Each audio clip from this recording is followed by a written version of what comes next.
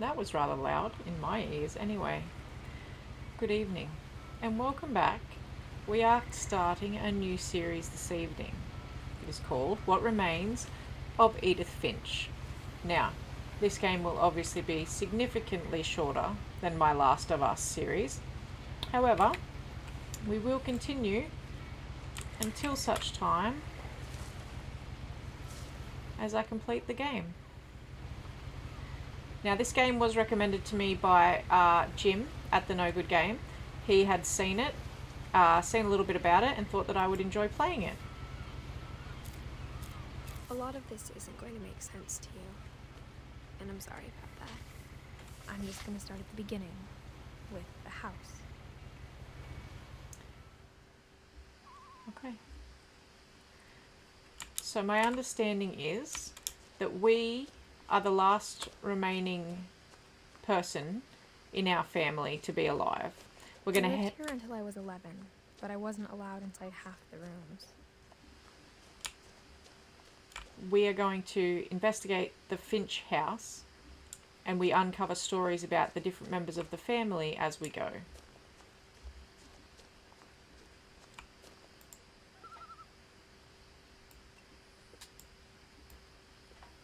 Inside the mailbox were bills from 7 years ago, marked urgent, open immediately. I hadn't been back since my brother Lewis's funeral.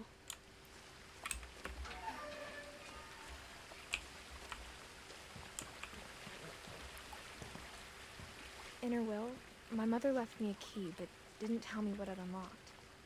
Maybe she thought I'd know, or she thought the mystery would be enough to bring me back.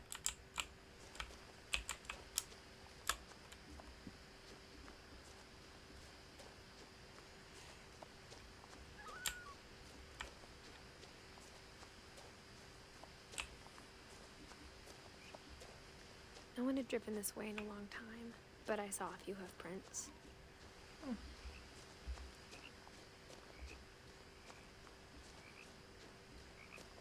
Speaking of hoof prints,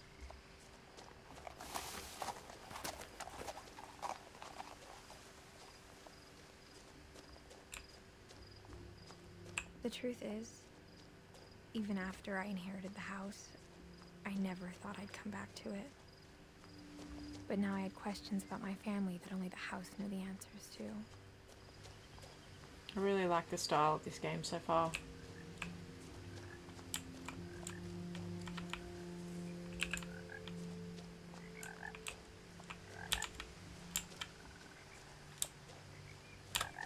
The house was exactly like I remembered it, the way I'd been dreaming about it.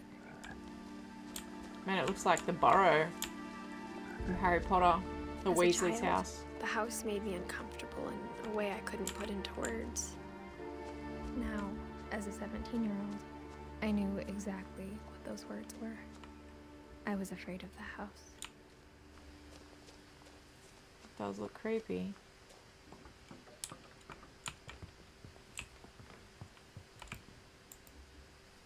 I hoped the key might unlock the front door. It didn't. Looking in, I felt like the house itself had been waiting for me.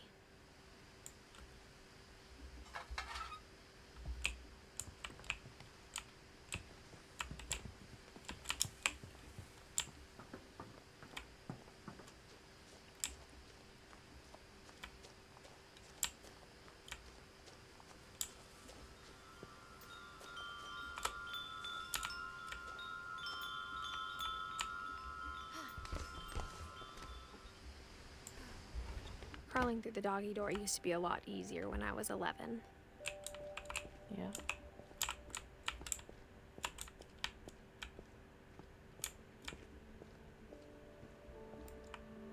The power had been turned off the night we left. For the first time in years, I felt like I was home.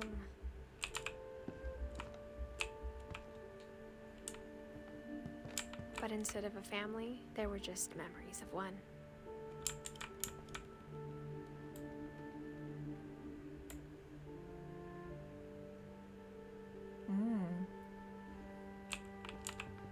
Too old. Like how after Lewis started working at the cannery, we all got sick of eating salmon. Except our cat, Molly.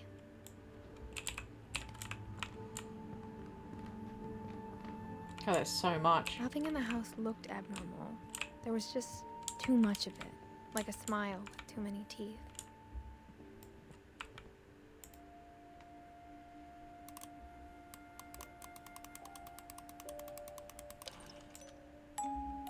Great-Grandpa Sven built a music box for Barbara, along with the rest of the house. Mom always told me to stay out of the basement, so I wasn't too surprised when the key didn't fit.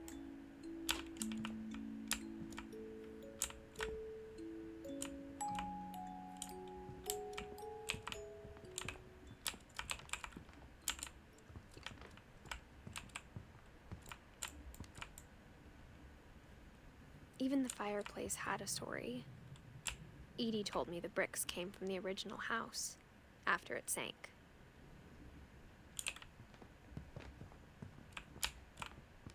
Wow. The table was still a wreck from the night we left. It was like a bomb had gone off. My mom was the killing only one of us who could imagine Great-Grandma Edie living in a nursing home.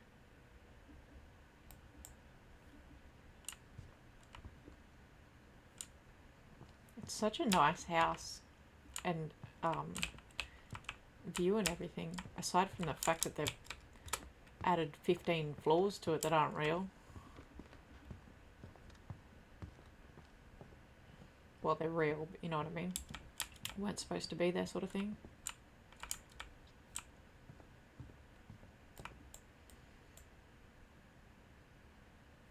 That room's pretty damn sealed.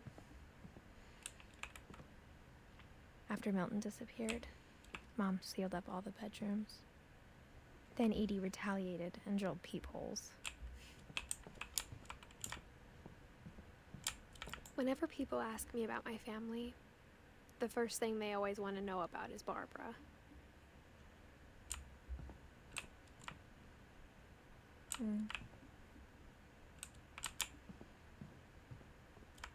Mom must have locked the third floor stairs on the night we left.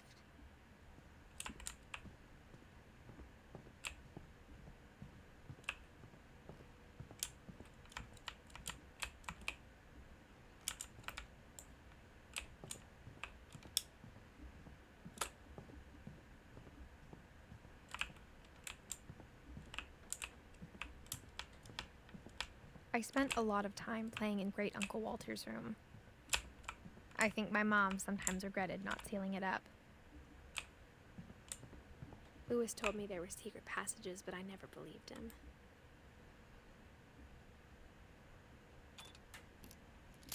Hey. Turns out, my mom was really good at keeping secrets. Now it was time to find out what my mom had been afraid of.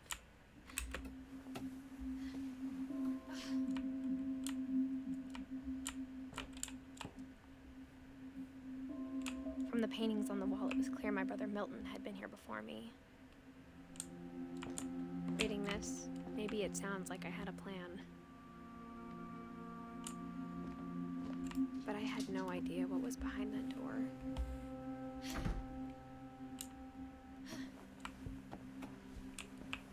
Just like I had no idea where all this was gonna lead.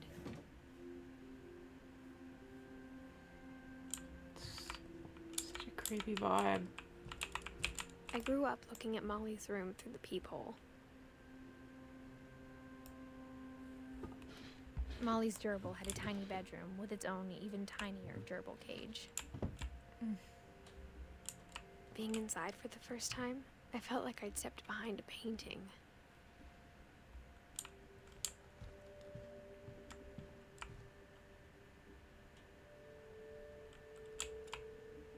$1947.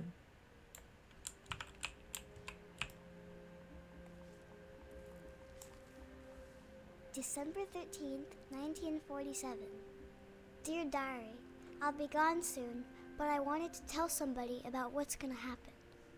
It started when Mom sent me to bed without dinner. I woke up and I was starving, so I looked around for something to eat. The gerbil food was dry, but I didn't mind it.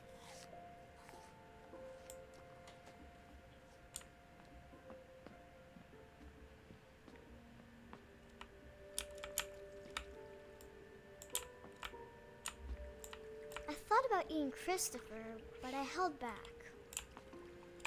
Good job, Molly.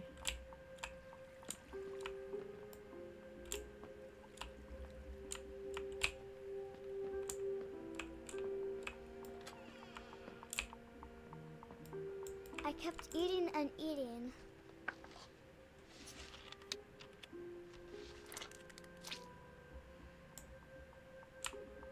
I ate a lot of things that night.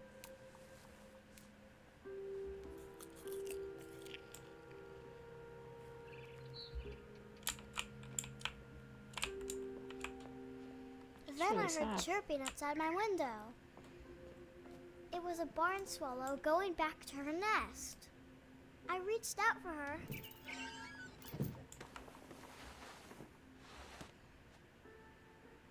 And suddenly, Oh no. I was a cat. What?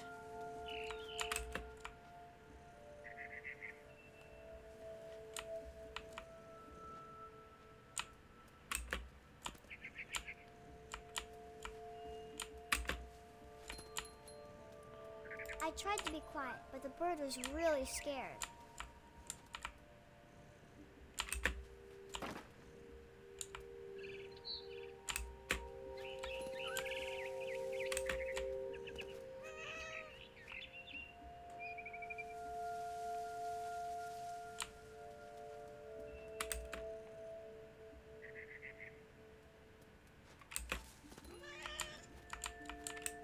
Mom and Dad didn't even look at me.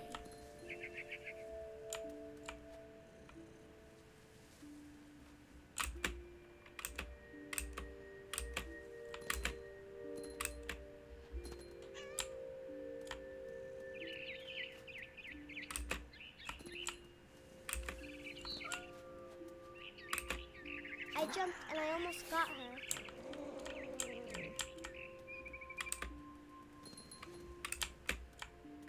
I could tell she was getting really tired.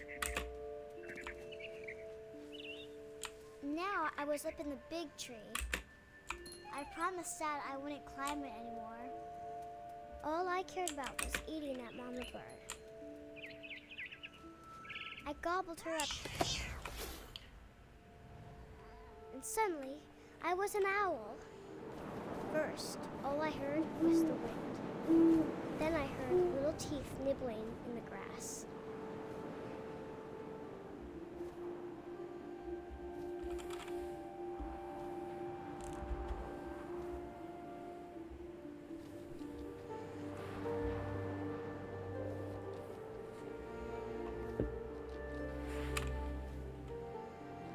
Rabbits.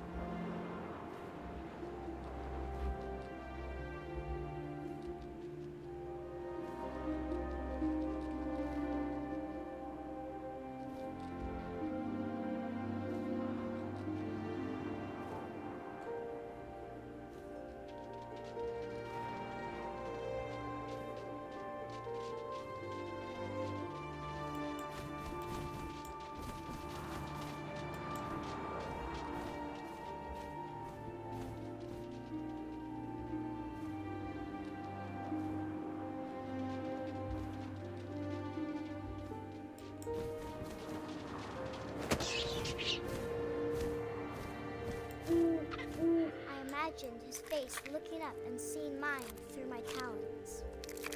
I swallowed him up, and I didn't chew one bit.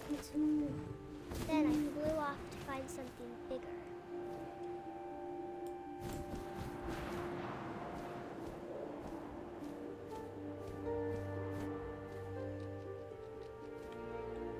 A mama rabbit.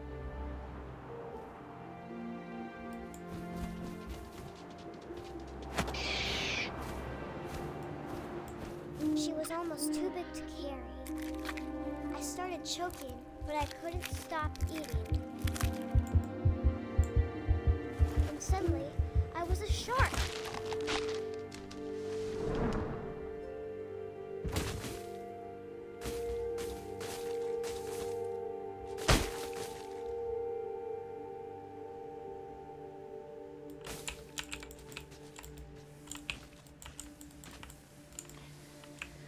I am controlling all of this. I rolled off a cliff and into the ocean. Now, I was hungrier than ever.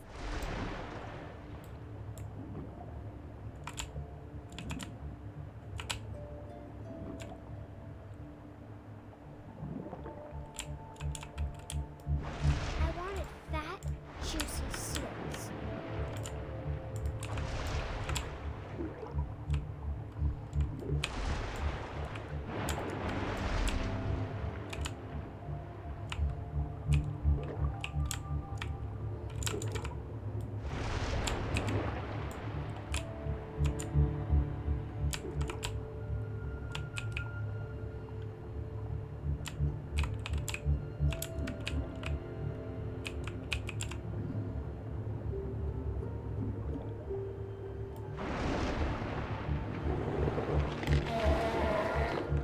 I tore off her flipper, and it tasted really good.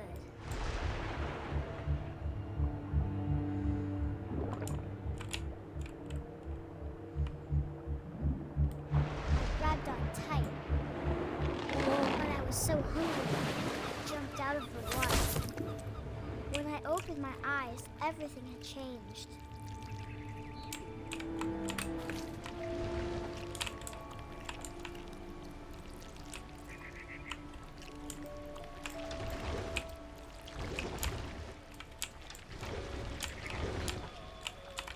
Now I was a monster, and I smelled people everywhere.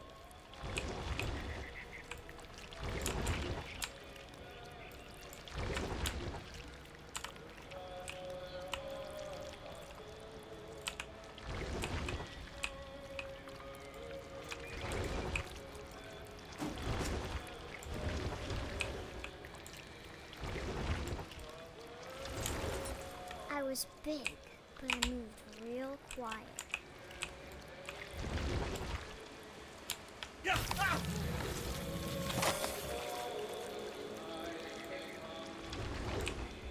This is so weird.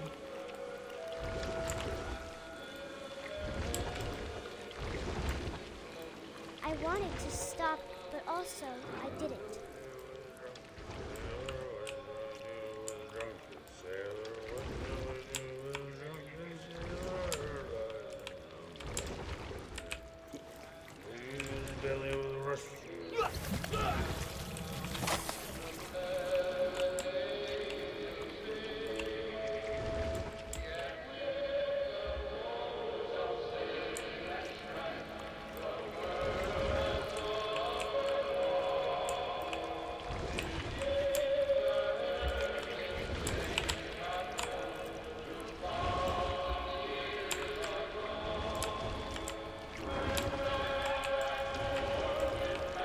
After the last passenger, I was still hungry.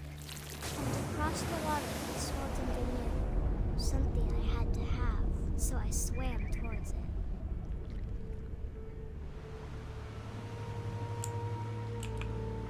I slithered onto the sand, and the good smell went into an old pipe.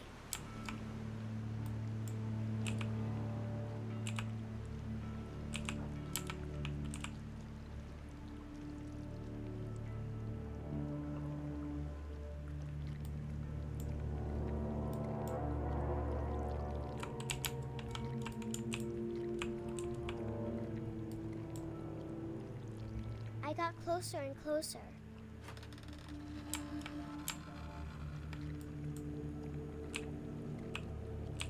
Back in my room.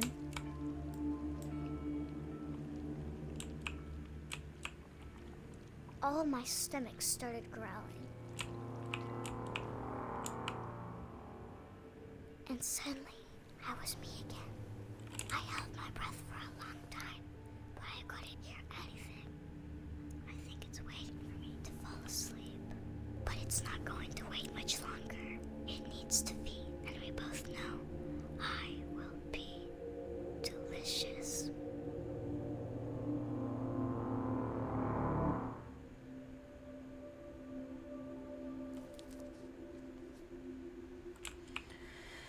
Well, that was odd. A I'm not sure if I believed all of that, but I'm sure Edie would have. 37 to 47. Okay.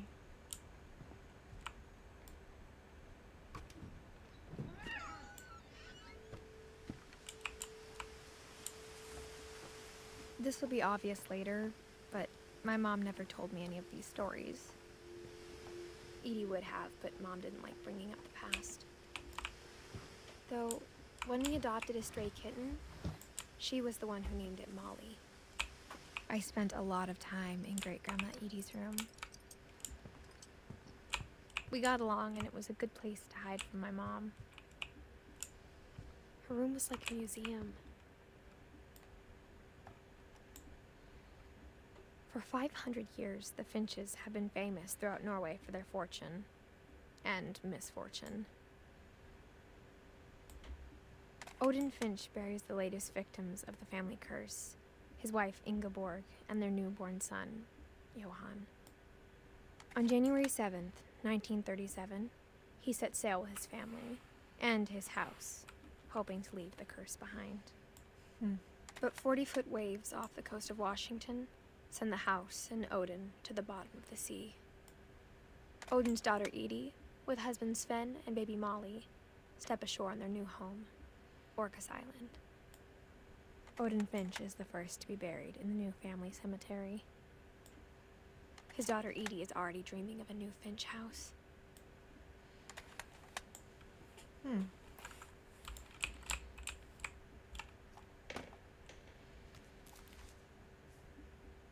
Whatever's wrong with this family, it goes back a long ways.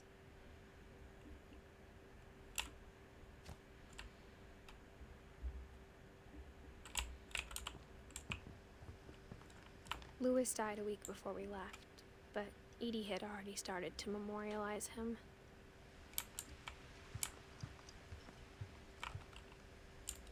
One summer, they evacuated the island, but Edie refused to go. For a few weeks, she was a celebrity. When Edie told people Sven was killed by a dragon, she could also have said he was building a dragon-shaped slide that collapsed. She could have, but she didn't.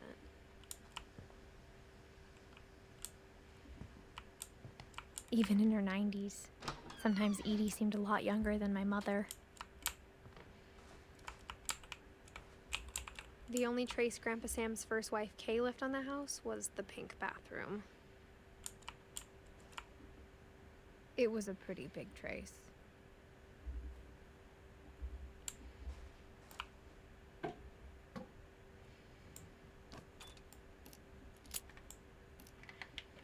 This is clever, the little books with the keys opening up all the different things. There's a secret in this bathroom. It's in the last place you would look. It isn't in the cupboard. It's hidden in this book.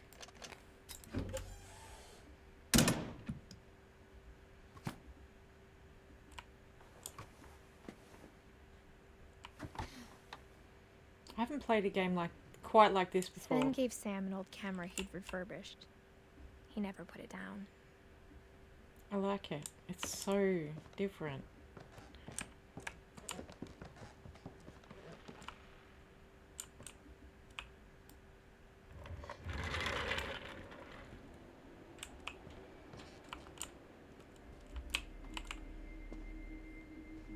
All these rooms are so cool.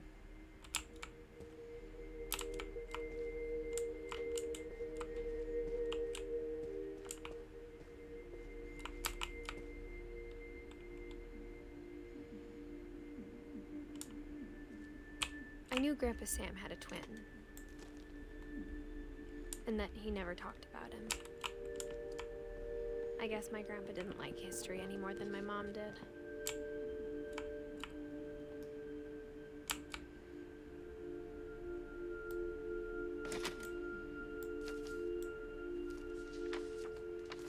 How I Want to Remember My Brother by Sam Finch. The thing I remember is that when he made up his mind, that was it.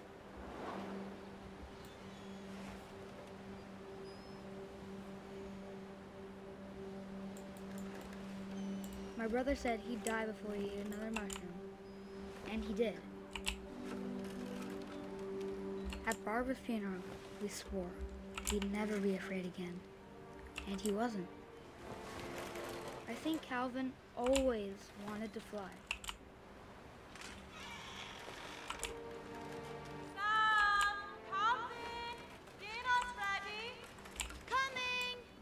But that day, he finally made up his mind to do it. I told him going around was impossible.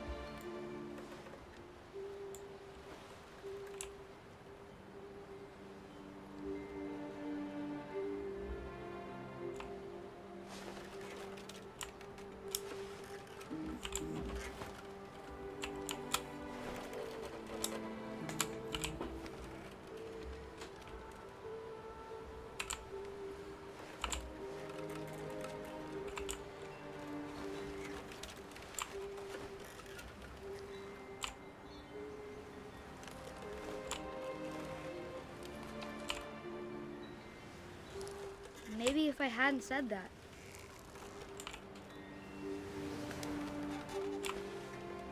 Alvin, I'm not gonna tell you again. Maybe if the wind hadn't picked up. Then maybe he'd still be here. But I doubt it. I think he'd already made up his mind. That's what I want to remember about my brother.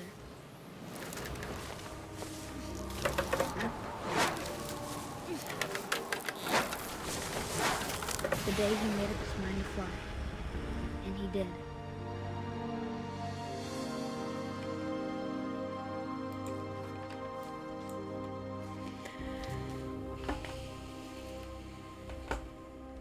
Calvin's story felt strangely familiar. When I was younger, I remember trying to do the exact same thing. So they're all dying at like, what, 10, After 11? the funeral, Edie roped off Calvin's half of the room.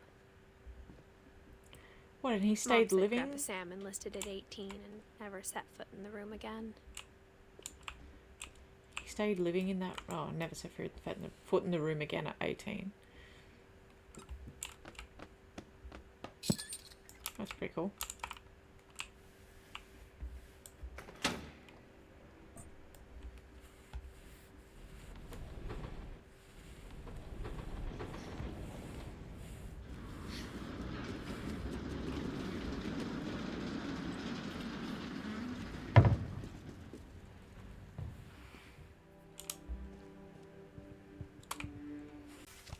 The passages were a pretty tight fit.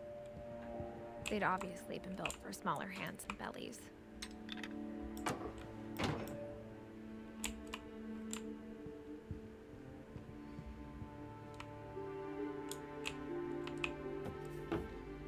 Hey, is this Barbara's room? Growing up, I always thought of Barbara as a child star. She's the Shirley Temple.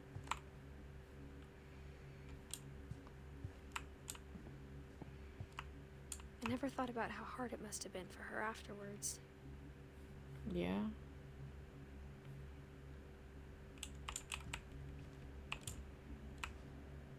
Hmm.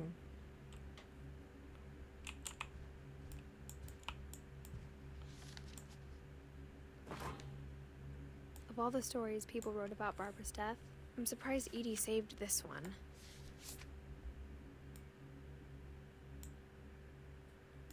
Old Jack here with another ghastly tale inspired by America's most unfortunate family. I'm calling it The Surprise Ending of Barbara Finch. As a child star, Barbara was famous for her scream. Now at 16, she was all washed up. A has-been. But in a lucky break, she'd been asked to perform her signature scream at a local convention for monster movie fans. It was just the boost her career needed. Unfortunately, her scream hadn't aged well. Getting better. I think you just need the right motivation. Her biggest fan and current boyfriend, Rick, was about to demonstrate when... Now that was a great scream. It was Barbara's father, Sven. He'd slipped into a table saw and had to be rushed to the emergency room. So Barbara got stuck babysitting her youngest brother, Walter. Her convention comeback was cancelled. Okay, I'm hearing frustration, but I'm not hearing terror. What if I tried... A gang of hoodlums in Halloween masks have been terrorizing Orcas Island tonight. Police are urging residents to... That came from the basement. You're right! Also, I loved your delivery on that. Why is your basement door locked? Because my dad likes making puzzles and secret passages. There's a key hidden in the music box. The secret is to keep winding and winding until finally the key pops out. Thanks, babe. There you I'll go. be back in a I sec. remember that. 20 minutes later, Rick hadn't returned. So Barbara It would went be- to look for him. It would be creepy On cue. to live in a house where someone does that. Booby trap things. She reached for the music box. Or makes them like... And makes as she puzzles found the key, in the she house. listened for Rick, but the house was silent.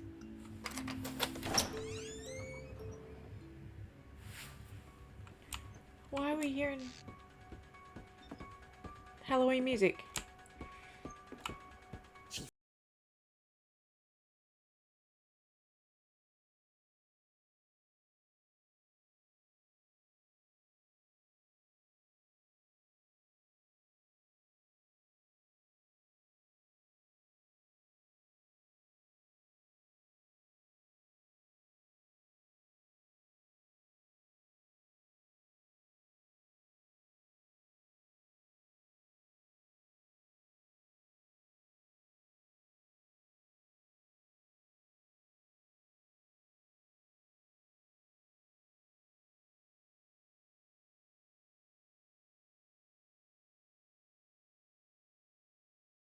Oh! Rick? That's what you get, bitch. Barb, relax. I was just trying to scare you to help you find your scream. Well, I'm not scared, Rick. I'm furious. Then act furious. All I'm getting from you now is that you're hurt and confused and you're... She threw him out, but she kept a little something to remember him by. Barb, have you seen my other crutch? Nope. And she was still holding it when she fell asleep watching the late picture show. Hours later... Barbara! Walter, what's going on up there? Ah! Okay, I'm coming up, but if this is a trick, you're dead, Walter.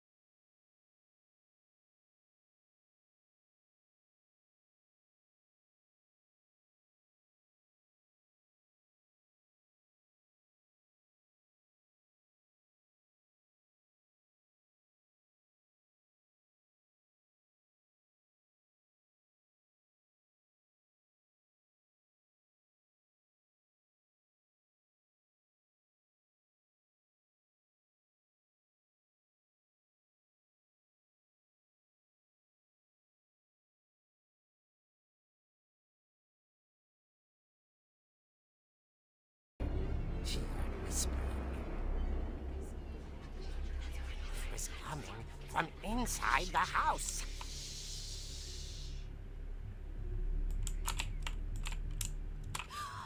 Oh dear. Oh dear.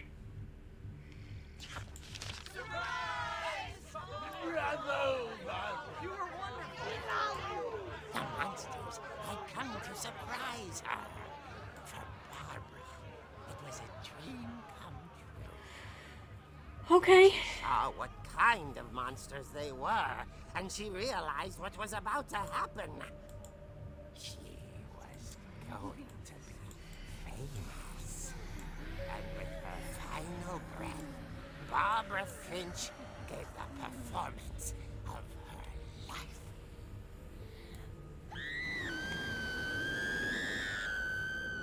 I wasn't there myself, but I hear Barbara was magnificent. Poor girl. She had a taste for stardom. But unfortunately, so did her fans. Of course, the police blamed it all on poor Rick, who disappeared the same night.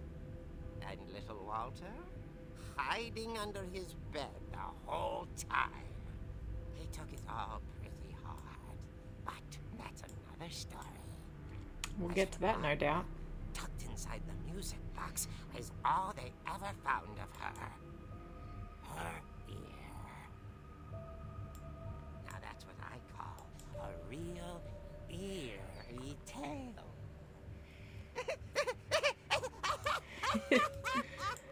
This game is so messed up.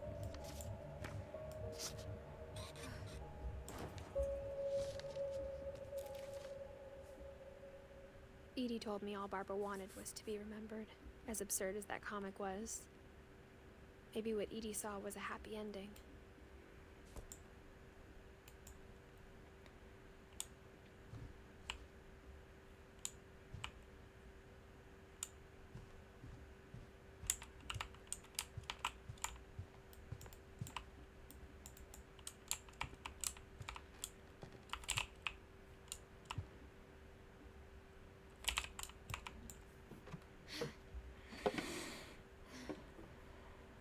I guess now I know why Mom didn't like me playing with the music box. True that.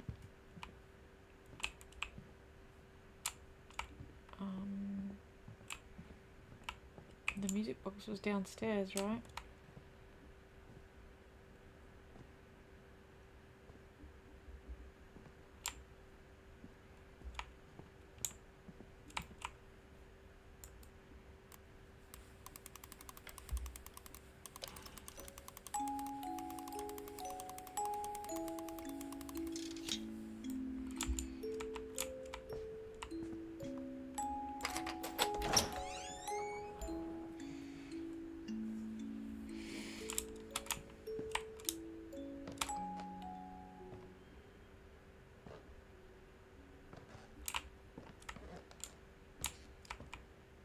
Man, this house is so creepy.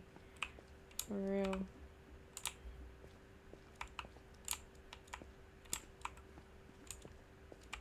There's the Mom said saw. the basement was off limits, unless I wanted another tetanus shot. I saw Edie sneak down to the basement once, carrying packages.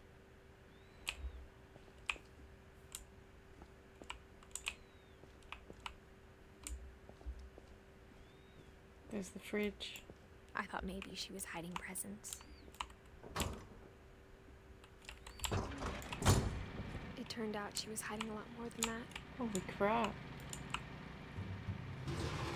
It really is just like a maze of hidden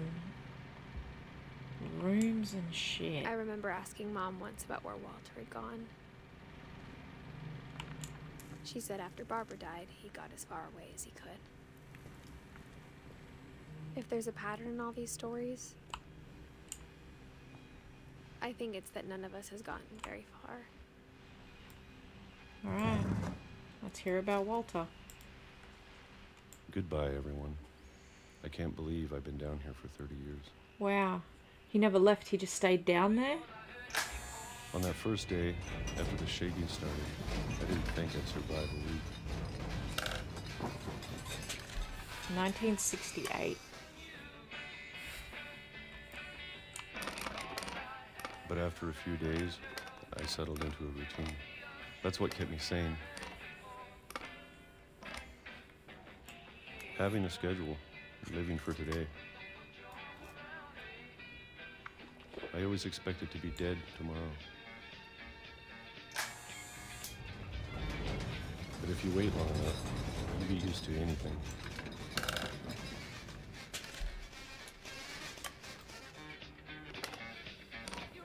Even a monster on the other side of the door starts to feel normal. Almost friendly.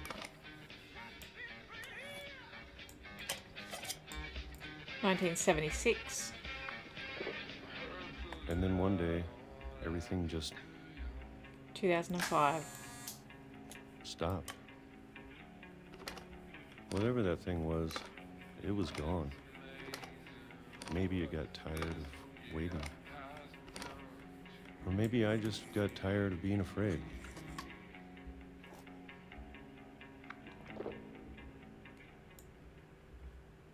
It's been a week now, the longest in 30 years. I'm done waiting. I have to leave. Well, I still can.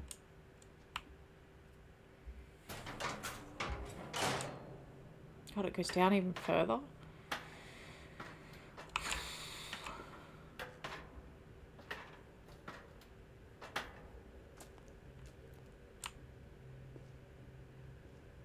I know it's out there, somewhere. Whatever killed Barbara and Molly and Calvin.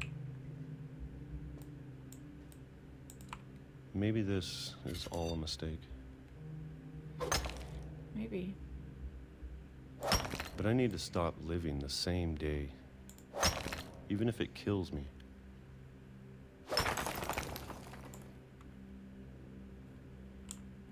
Whatever's out there, I want you to know I'm ready for it. I'm going to appreciate all of it, especially the food. I don't bet mind he- if I only have a year left. Or a month. What about like or 5 a single minutes? week. I'd be happy with 1 mere day. I can already imagine the sun on my face. Oh. He got minutes and then got hit by a train. God damn, Walter. That's brutal, brother. Walter died when I was 6.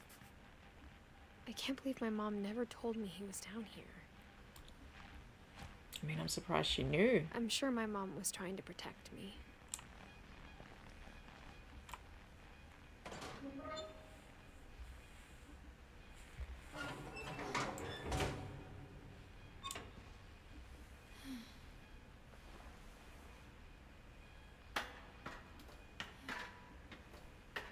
Maybe she was afraid I'd end up like Walter. But if she never told me about an uncle under the house, Yeah. I can only imagine what else she was hiding. I don't want to make the same mistakes she made. Trying to bury something that's still alive.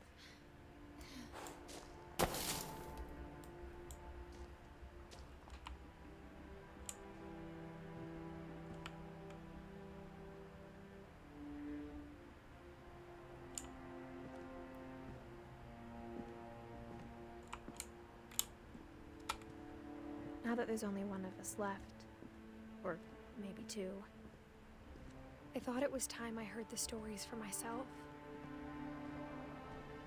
and found out what happened to everyone else. But now I'm worried the stories themselves might be the problem. Yeah. Maybe we believed so much in a family curse, we made it real. True.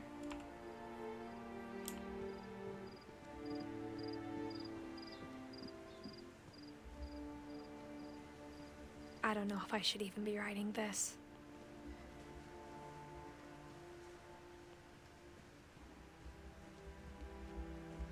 Maybe it'd be better if all this just died with me.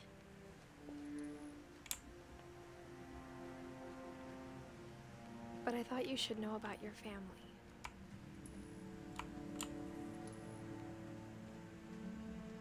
And the history you're a part of. Who are you talking to?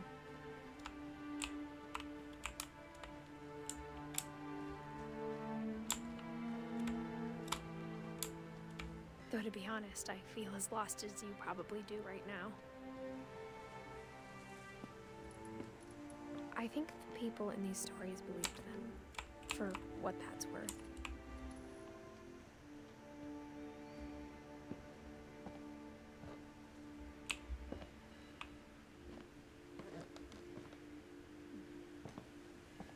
An interesting game.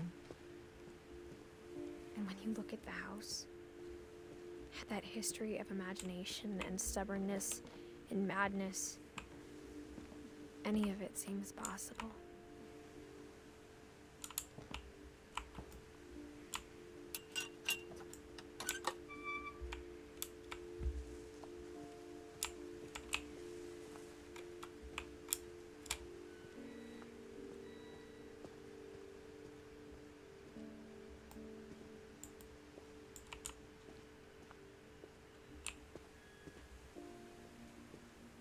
I think we've been surrounded by death for so long, we've just gotten used to it.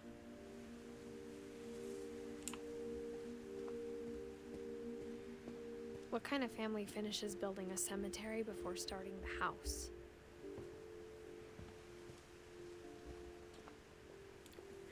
One that's used to It's embarrassing death. for me to admit this, but the pet cemetery made me more uncomfortable than the human one. 3 of the gerbils were mine, and 2 had been my fault. Derpy, Derpy Jr., Burpy, Chirpy, Furpy, Lurpy, Zerpy.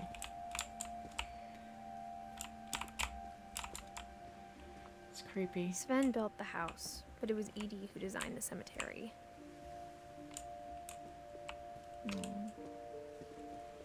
This is sad.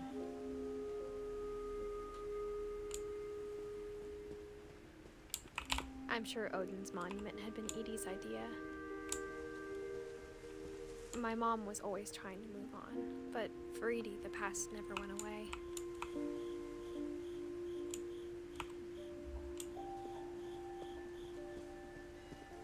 She could see it poking out of the water at low tide.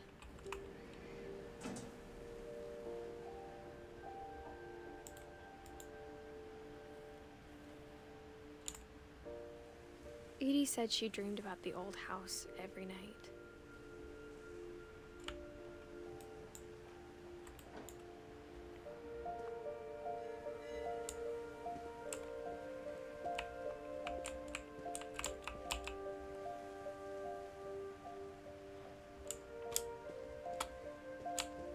Edie's side was always easier for me to understand. But the older I get, the more I can see where my mom was coming from.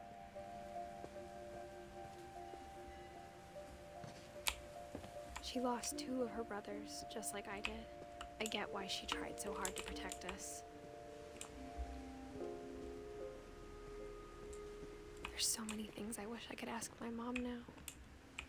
Part of me thinks this is what she wanted all along. For me to come back someday and find everything out for myself.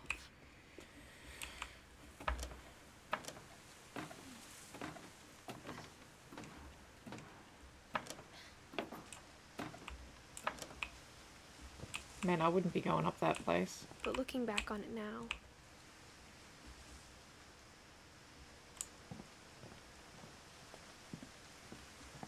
if she told me there was going to be so much climbing, I never would have come when I was 22 weeks pregnant. Wow. Why are you doing this? Why are you doing this 22 weeks pregnant?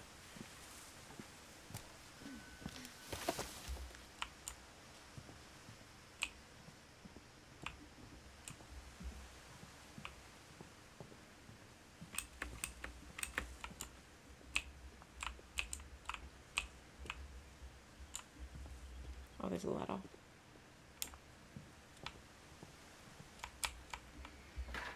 I never met Grandpa Sam, but I think he and my mom had a lot in common.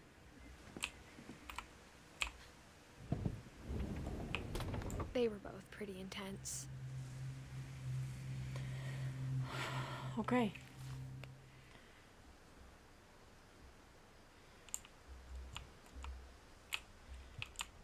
Sam spent his life shooting photos, but Mom said he got nervous being in front of the camera. I guess we're all afraid of something.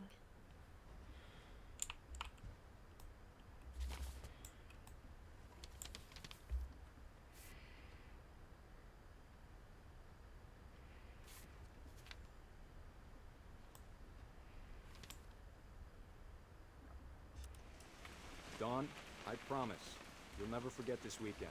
Yes, sir. These memories are gonna last a lifetime. Hmm? Am I gonna have to shoot anything?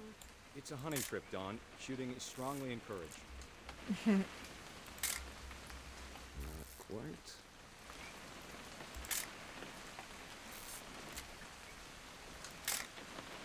Shouldn't we be leaving? Just want to get a shot of you, Dawn, then we can take off.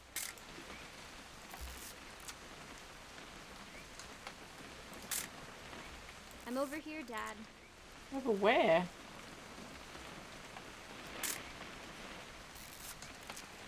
I can't actually... Oh, I can zoom in further and further. Okay. I'm like, you can't move. It won't let me move. It's gonna rain the whole weekend, isn't it? Please just take the damn picture. Hey, language. Oh, you're there. I will never forget this weekend, Dad. That's the spirit. Okay, got it. I'm gonna take some pictures, okay? Just be Okay. careful. That camera's older than you are.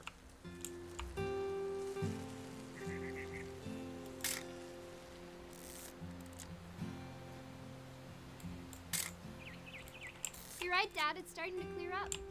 Still freezing, though. Definitely should not have drunk all that coffee.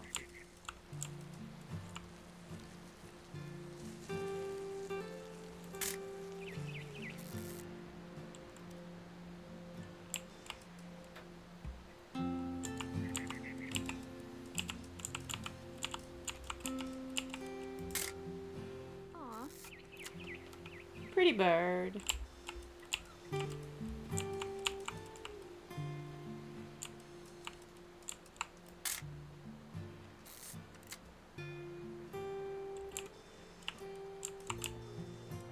Nothing quite like being outside.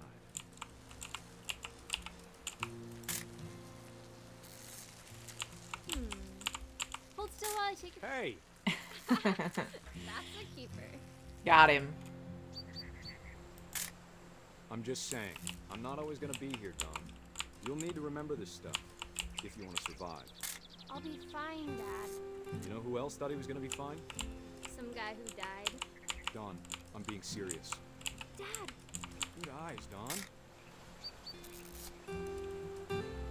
Before you take the shot, let me get a picture of you. Dad, I... Let me get behind you. God. I have to do this? Dawn, you don't have to do anything. Oh. If you want to survive, you'll need to be strong. Great shot, Dawn. Oh, we got a photo of it. I'm proud of you, Dawn. Always remember that, okay? Yeah, she's crying, dude. What are you so proud of, man?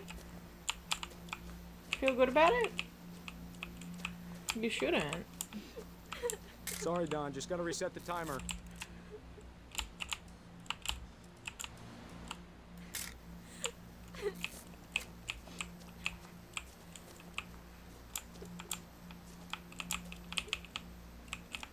Am I supposed to get up there to her somehow? Dad, it's twitching. I think That's it's totally still... normal, Dawn. Just focus on the camera. Try not to think about... Dad! See you, Dad. I'm not saying it's karma, but not karma. Of all these stories, that's the one I wish most that my mom had told me. So, we know that Barbara was murdered by the weird monsters on Halloween. Calvin tried to swing too high, flipped over the edge and fell into the ocean. Sam obviously got knocked off the thing into the...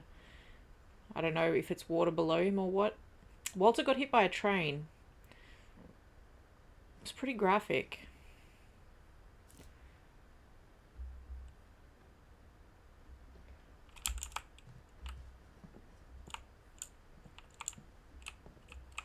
Instead of hiding from death, Sam seemed to go out of his way to meet it.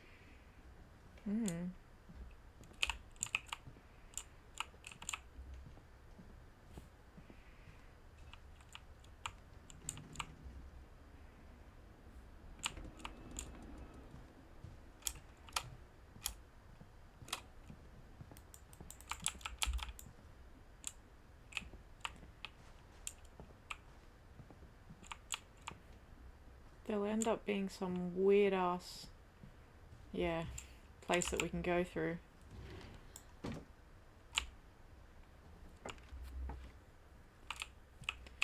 Nope, sorry, didn't mean to head back through there.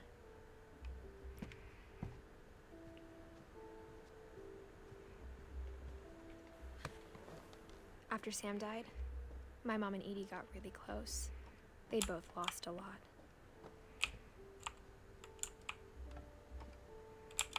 Oh, okay.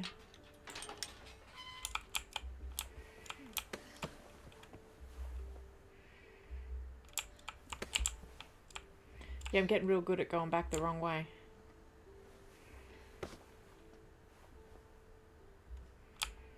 Oh, oh my god, I did it again! Okay, last time for realsies this time. I'm gonna stay through this at all. Not look behind me. It's just a habit to want to look behind myself.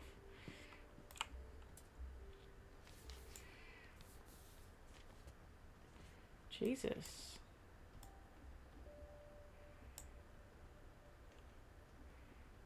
Can I actually look at that properly?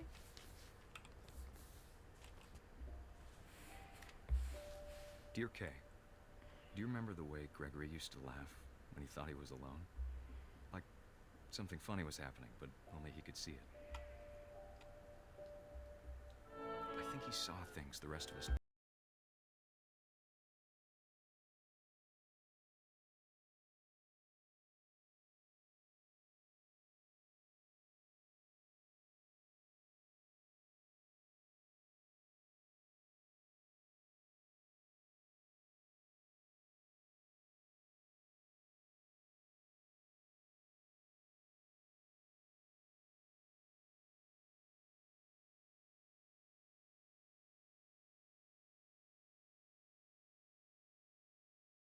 It's time to... Hold on, sweetie. Don't. Hello? Sam, I told you I don't want to talk right now. I wonder what he saw. What his world was like.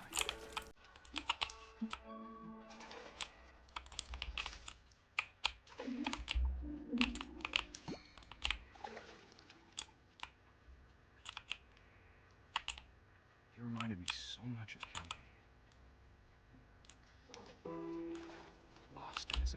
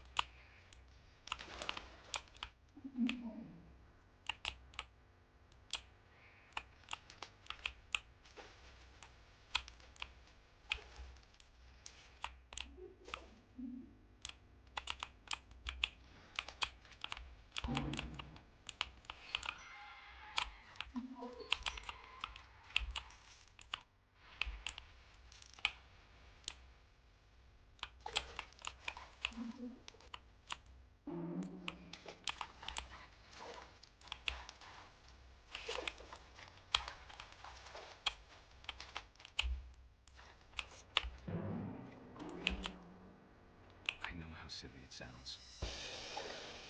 So such an odd game, but it's so cool. But I worried about a baby being too happy. I could feel him slipping away. Sorry about that, Gregory. I know you did everything you could. Maybe if I hadn't called that night.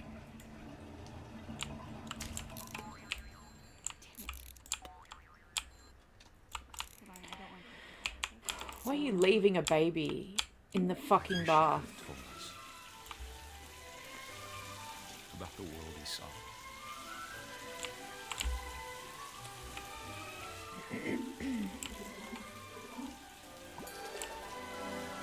There's so much I don't understand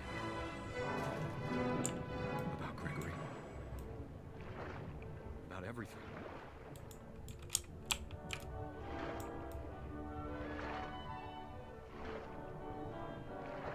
But I know what happened wasn't your fault. Oh.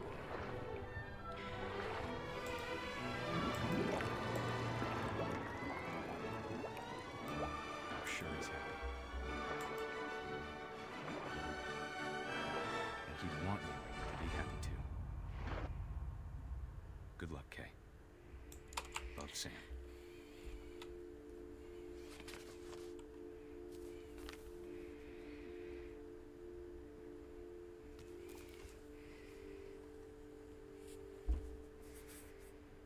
Now, if we're insinuating that he died in a bathtub and drowned or something,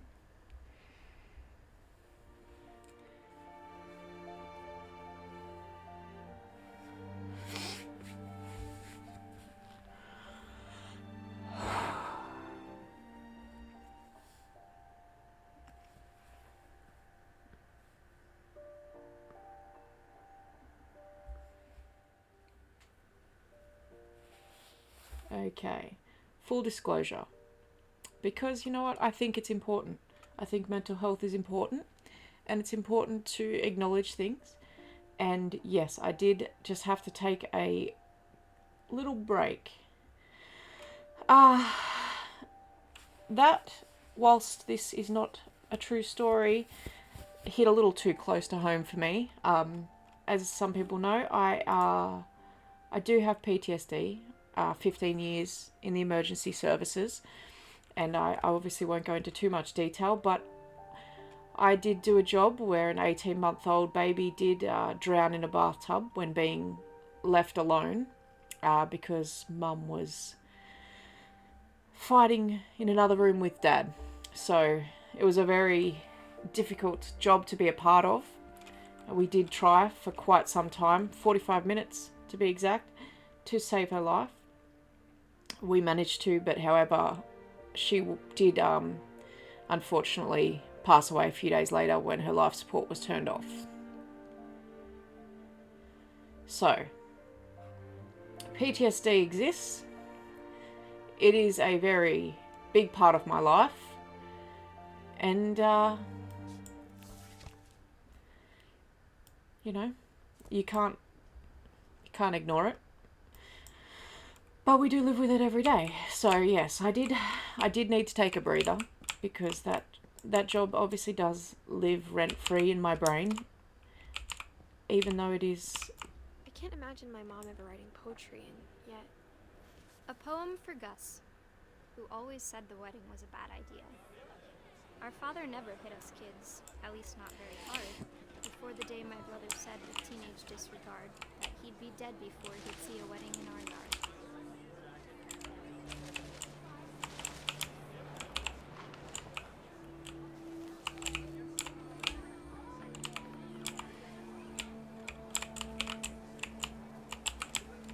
My father made him come, of course, but Gus stood far apart, just flew his kite and bottled up the storm inside his heart.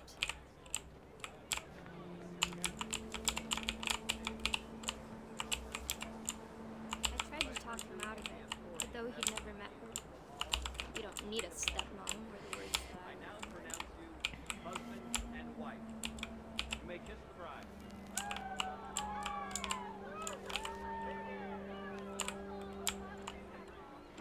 Could do with a bit of kite flying, not flight kiteing.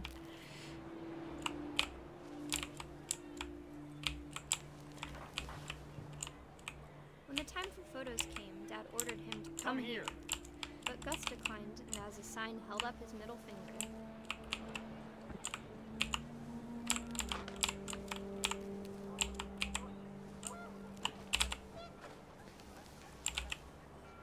The wind picked up, and panicked geese appeared and quickly went. But all the humans did that day was go inside the tent.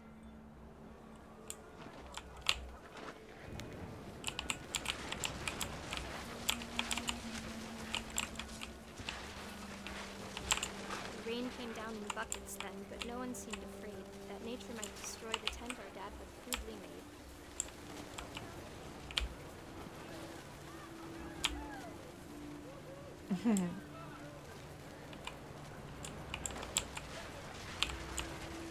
The thunder sounded much too close and full of angry power.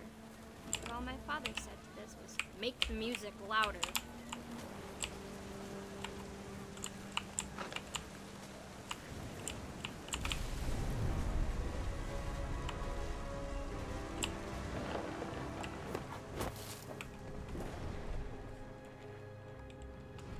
I wish that I could truly say I thought about you on that day. Out there on the beach alone, just you, the wind, the sea, and foam. But I didn't. Until we found you. It's a pretty morbid game, this game, honestly. She never talked about him, but Mom told me once if I was a boy, they were going to name me Gus. Fair enough. Okay, so we don't need to talk about Gregory again. Gus got killed in obviously a kite flying accident. My mom moved up to the loft after her brothers died. At the time, it was as far away as she could get. You wouldn't want to have kids, right? If your family, they all die like this when you're a kid, I wouldn't have kids. I'd be, if there was even a Religion was another chance. thing my mom never talked about, but I think it helped her a lot after her dad died. There was even a chance that any of this stuff She was spent a summer building houses in Calcutta, where she met my dad, Sanjay. remotely true, you wouldn't have kids and you wouldn't get married. I wouldn't. That's what I feel anyway. Because the curse would end there with me.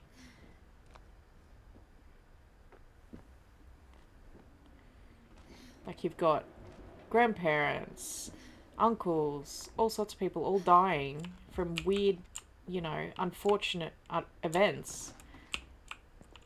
Why the hell would you then go on to have kids?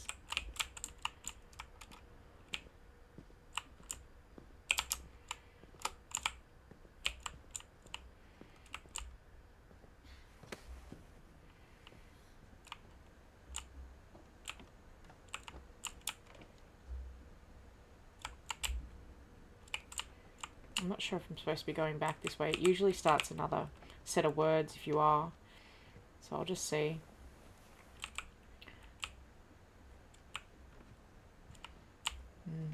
Okay, let's see. Maybe there was something out here that I missed.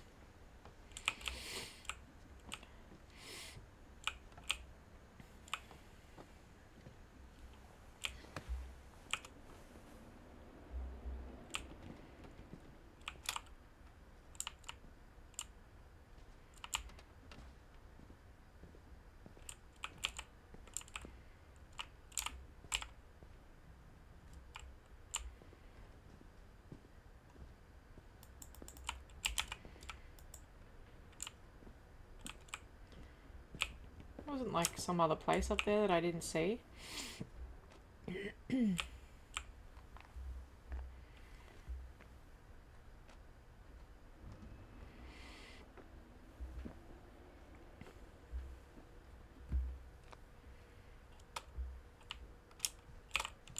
Yeah, there was. Okay, my bad. My mom moved to India a week after graduation and got a job teaching English. Lewis was born a year later. See what I mean? Like, When my dad died, I don't think Mom knew where else to go. I'm sure Edie was happy to have her back. The house had to get a little bigger, but Edie was used to that. And for a while, things were good. Almost normal. can't shut it. But it didn't last.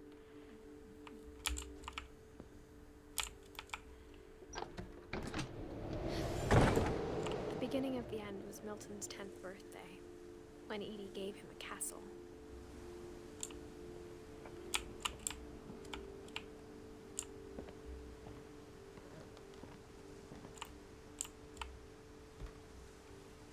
After Milton disappeared, the only thing he left behind was a room full of paintings.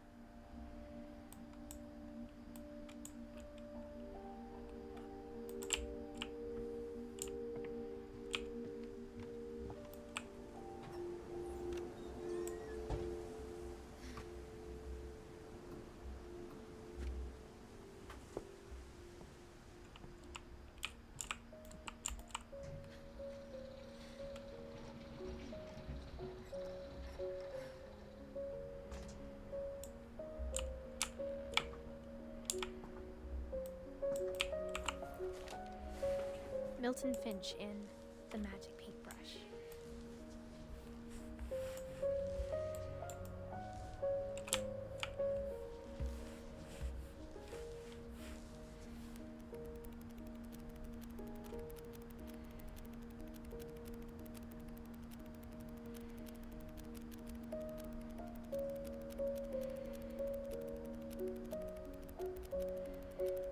Inception.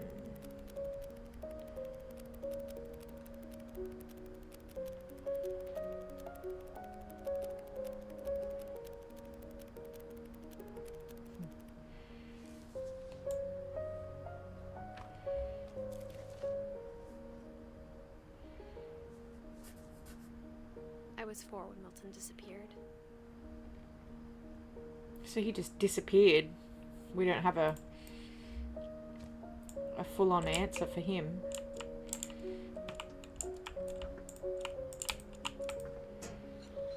Mom spent months searching for my brother. Then she sealed the doors. She really did just shut up shop on everything, didn't she? Whatever Milton had found in the house, Mom didn't want it getting out.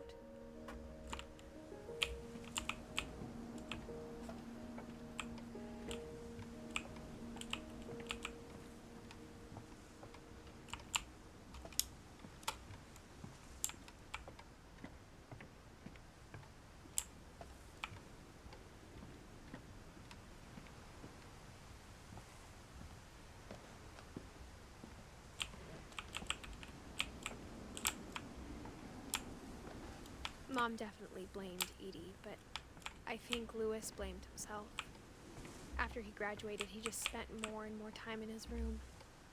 Until Mom got him a job at the cannery. Everyone always told me to stay out of Louis's room. Except Louis.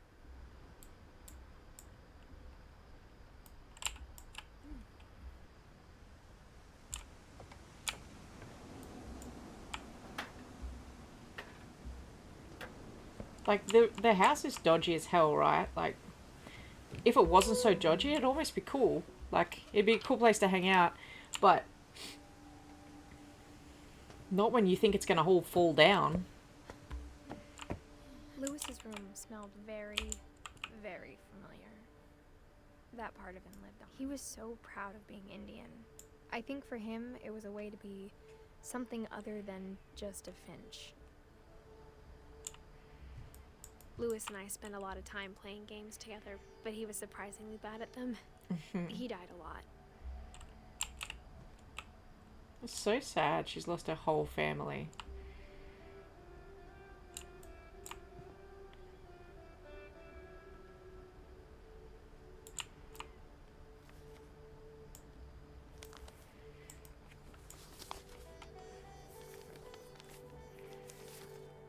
Dear Mrs. Finch, As Lewis's psychiatrist, I can understand your desire for an explanation. As I see it, the trouble began in January, shortly after we convinced your son to seek treatment for substance abuse. Newly sober, I believe Lewis first noticed the monotony of his daily life.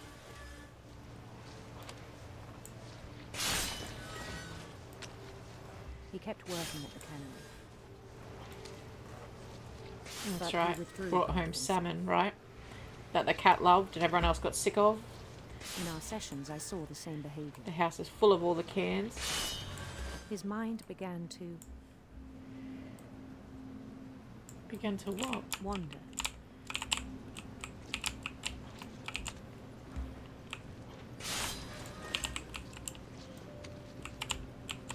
I asked him to describe it. He said he started small. One side of my brain is doing this little maze, the other side is Imagining flicking another. fish around.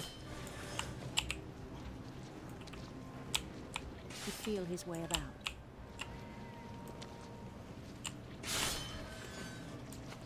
Then something moved. Bats. And toads.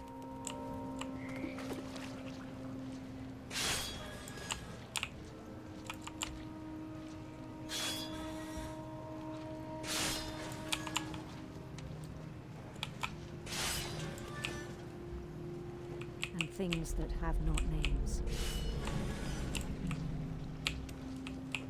He knew it was all in his head. But he took it very seriously. I had hoped he'd find himself.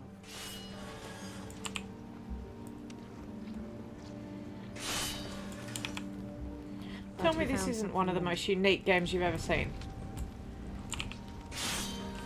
I worried about him then, daydreaming at the cannery. I spoke with his boss, but he said Lewis had become a model employee. Methodical, tireless, focused. Like a whole new Lewis. So I let him go on.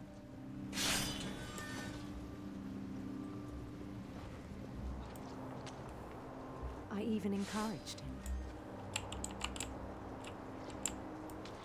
It seemed very promising at first. He told me he'd made a new friend. Hey, buddy. On the edge of a city he named Lewis Topia. He built the city up slowly, brick by brick. Then he made musicians.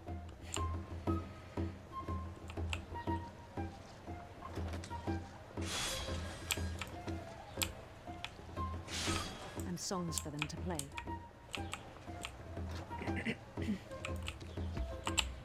He talked about starting a band.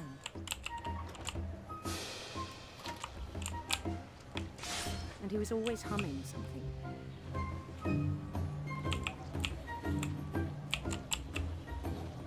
Every day his imagination grew stronger.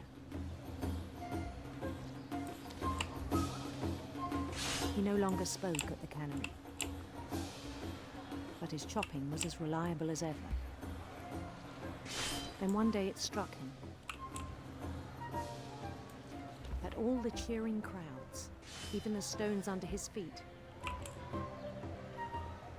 were all in his imagination, so he could do whatever he wished.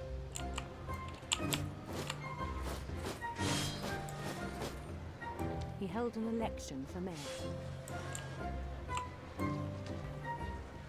and he won. They begged him to stay, but his mind was already wandering. It became a game for him.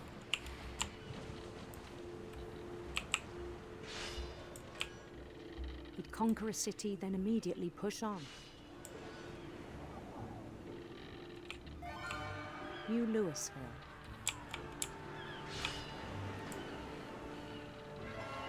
St. Louis. It's actually surprisingly not that difficult Reality. to be doing two different things at once. moving the boat and Lewis through the maze, Minneapolis. cutting the fish's heads off. Until one day he forgot to go home from the cannery. Even as his mother pleaded with him, part of Lewis kept sailing on.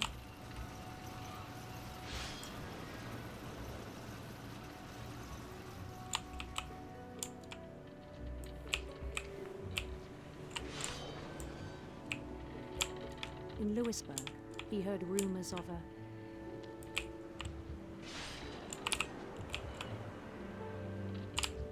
handsome queen.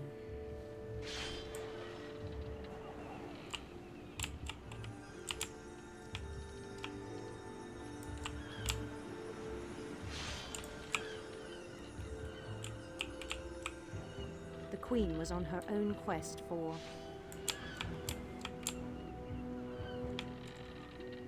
sinister serpents.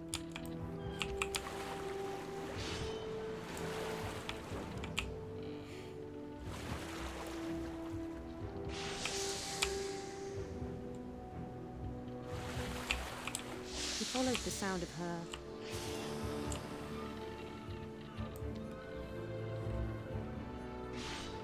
silver harp.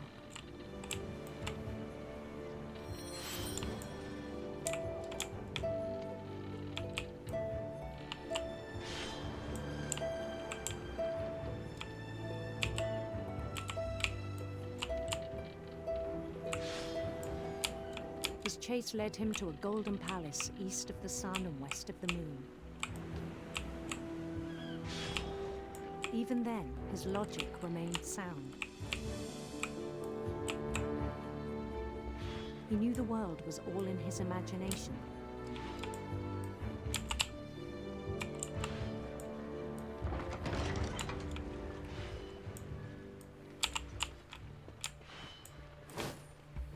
But he was so proud of having created it. In his own eyes, he'd become something greater than a king.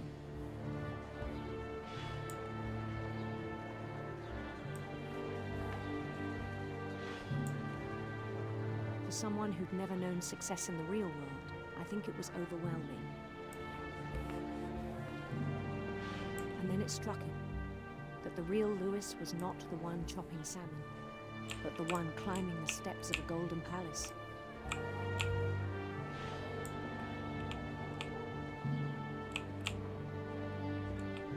My imagination is as real as my body, he told me. It was hard to argue with him.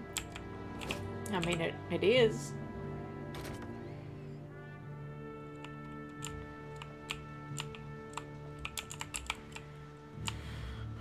Okay.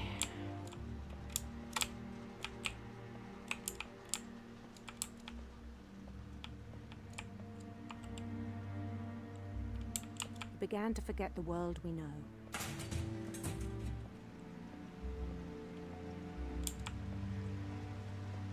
I think it pained him to remember Lewis, the cannery worker.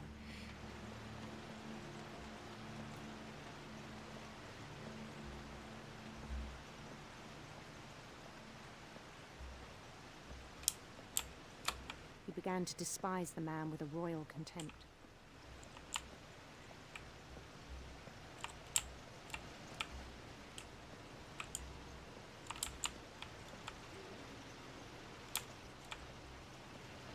I still thought I could save him. Even after he said he was being crowned king over all the lands of wonder.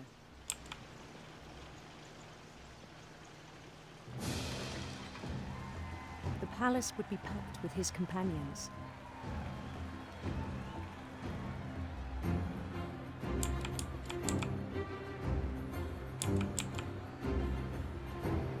Kitty! Including the wise Calico who'd insisted on inviting him.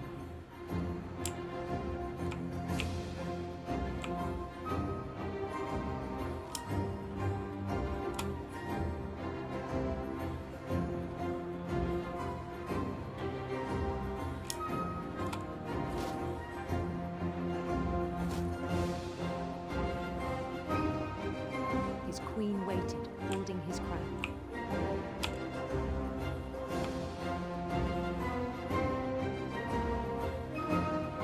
was only one thing left to do.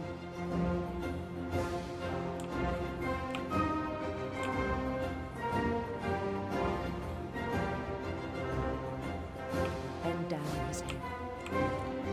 Oh, he beheaded himself. Whoops. Jesus. Mrs. Finch, your son was a kind man who will be missed by all of us who knew him. So he lost his shit working in with the salmon, got himself beheaded. My brother was really cool. I wish you could have met him.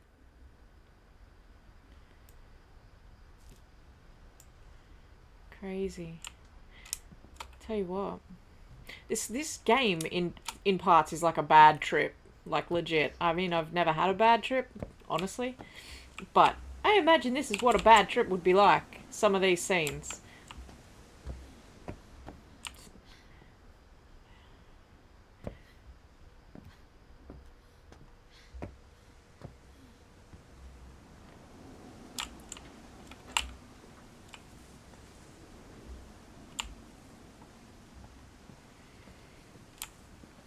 Whoa, whoa, whoa, whoa, whoa. Can I get up there somehow?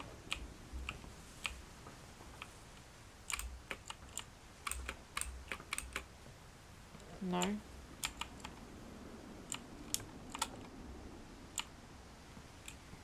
Can I go a different way?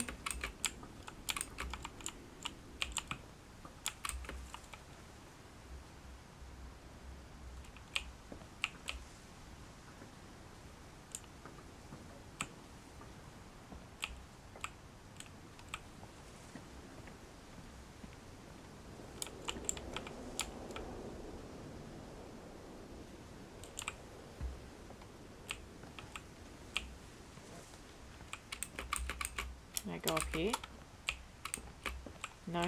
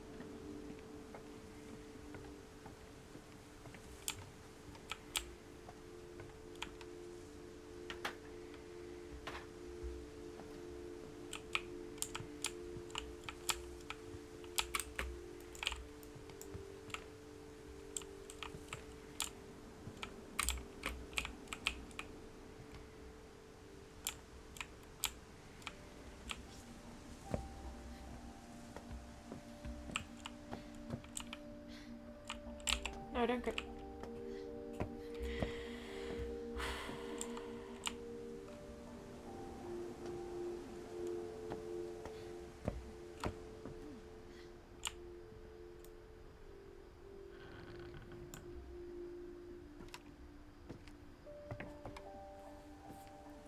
On the way back from Lewis's funeral, my mom told me to start packing. She waited until the day before we left to tell Edie. I'm not sure if she wanted to make it easier or harder. I wish we'd stayed. Really? But I understand why we left. Yeah.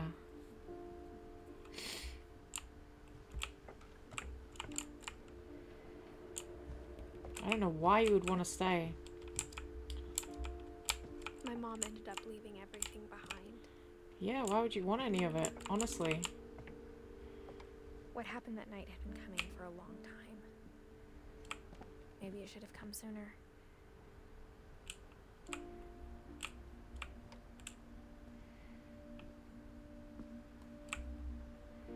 But it had to end one way or another.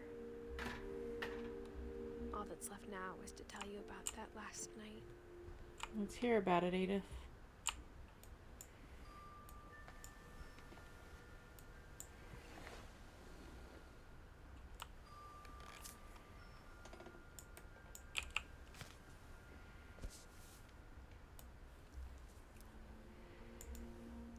last day, Edie just watched us pack and didn't say a word. Until supper, when she raised her glass and said, "To our final night together, and all our final nights apart." Grandma, you know what I said about alcohol. Some of your medications are very Edith, specific. I left a present for you in the hallway. Why don't you go over? Why don't you go away? To all I'm sorry, you're right. We're all leaving tomorrow. Let's just enjoy our last... I'm not leaving. Edith, you're excused.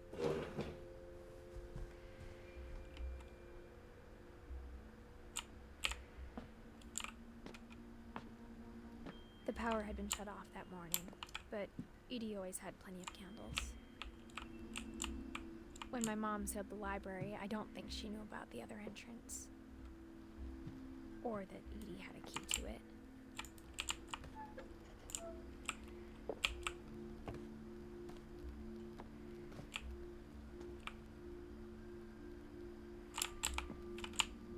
The thing you're afraid of isn't going to end when you leave the house. Edith has a right to know these stories. My children are dead because of your stories.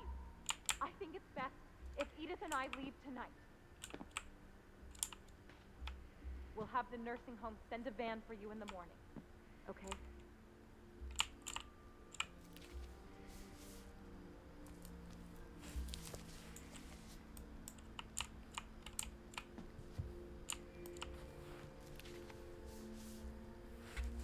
Dear Edith, there's so many stories I wish I could tell you, but there's only time for one.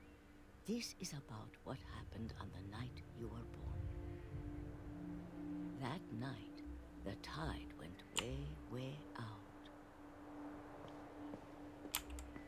It was the first and last time I ever saw the old house aground. There'd been an earthquake out in the middle of the ocean. They called it the lowest tide in 1,000 years. God, it smelled awful. You know, I've seen that house every day of my life.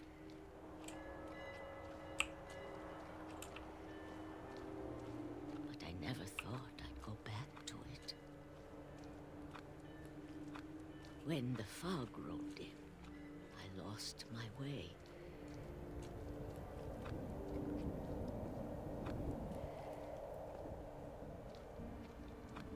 I got turned around.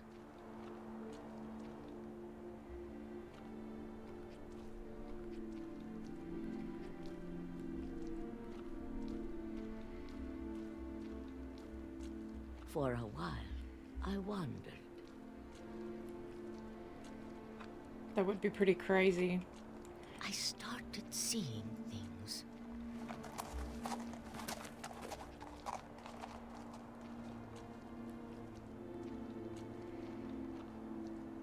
Things I'd forgotten had ever existed.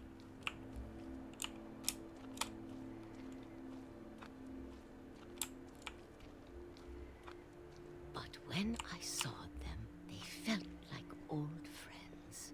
That night, a lot of things came back to me.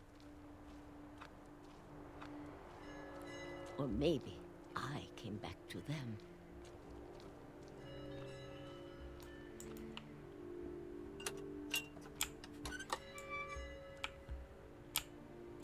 Things I can't explain, but that I need you to try and... Edith, what are you doing in here? It's mine. Edith! Mom, you're gonna rip it! Let go! I kicked and screamed, but Mom dragged me to the car. I never saw Great Grandma Edie again. The next morning, the van came to pick her up, but she was already gone. After that, we moved around a lot.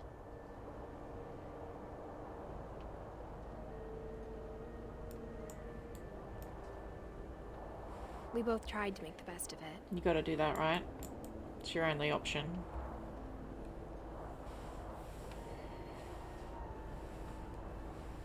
A few years went by.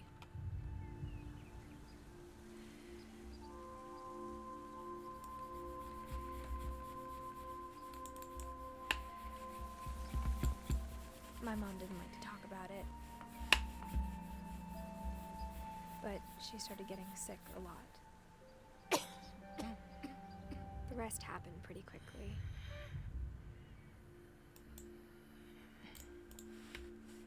She got better for a while, and then she didn't.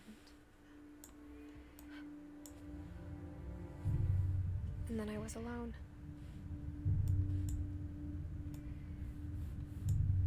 The last Finch left alive.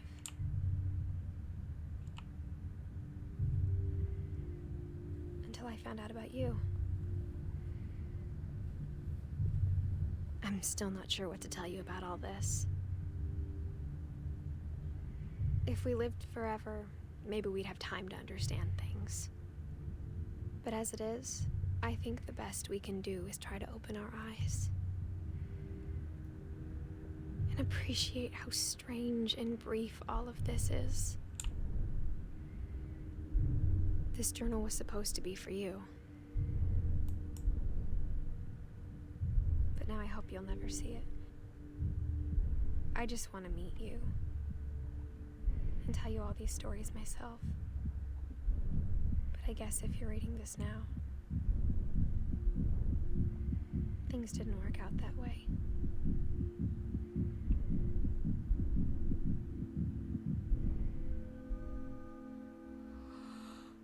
This is where your story begins.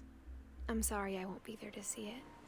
It's a lot to ask, but I don't want you to be sad that I'm gone. I want you to be amazed that any of us ever had a chance to be here at all. Good luck. Oh shit. Was she die giving birth?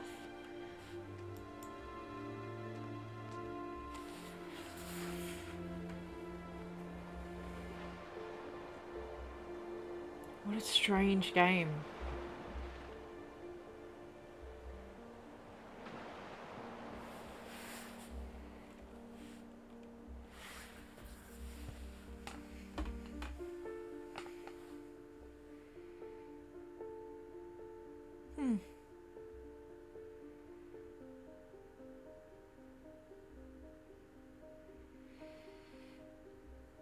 Well,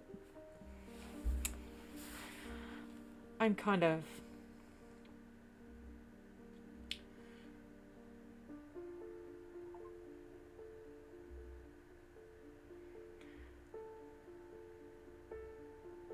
I've never played a game like that. It was so unique. And it was like, it was heavy story, but like mini games in each story. It was good. Really good. I really enjoyed it. Obviously heavy on the death, so you know, maybe don't play it if you're in, you know, not the greatest headspace. But yeah, I really appreciate the artistry behind this game, the different gameplay, the uniqueness of it. And the music was really beautiful.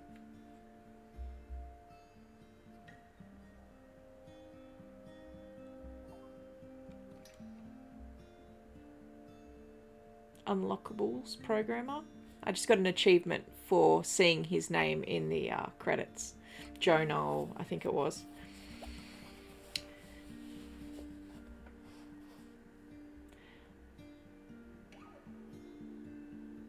I am going to watch this through to the end. I may just speed it up for you guys, I'm not sure. But I want to see all of these people that were involved in making the game.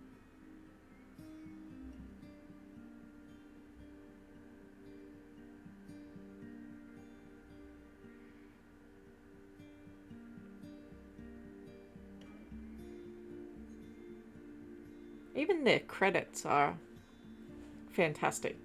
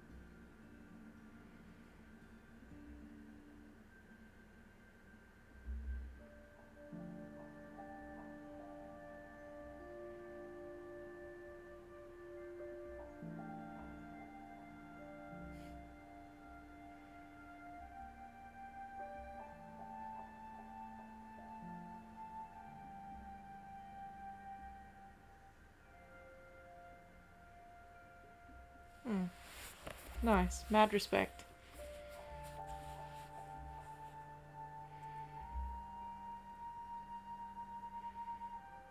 Good job, guys. That's a hell of a game.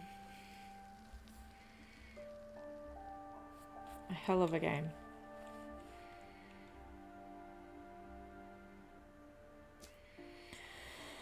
Whew. Alright, I'm going to take some deep breaths, maybe a couple of shots. Kidding, I don't drink. Can't handle it. Yeah. I mean, it didn't take me as long as I sort of thought it might to finish the game. But I'm kind of speechless. I'm sorry. It's like, it was a really good game. It was a really good game. You got to me a little bit. It kind of smashed me in the feels. But yeah. Alright. Take care of yourselves. And thank you for watching. You're not just a viewer, you're part of Kate Fear.